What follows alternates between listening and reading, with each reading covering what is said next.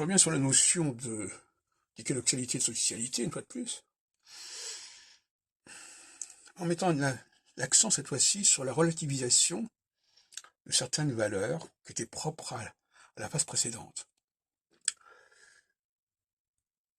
En phase solsticiale, on relativise le biologique. On voit par exemple beaucoup de cas de volonté de changer de sexe, par exemple.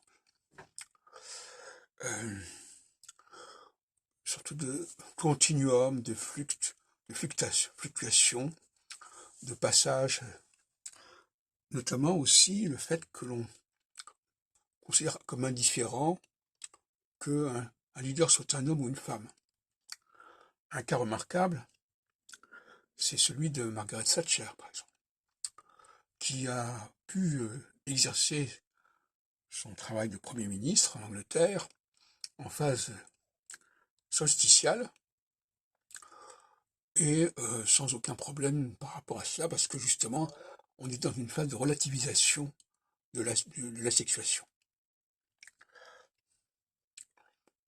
Inversement, en phase équinoxiale, ce qui va être relativisé, c'est la culture, c'est la langue, même la religion.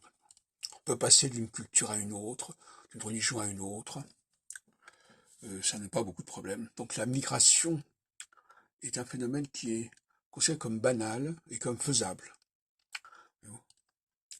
Et ça, c'est la phase équinoxiale, qui est justement une phase où l'on bâtit des empires supranationaux, où l'on va vivre, occuper des terrains étrangers,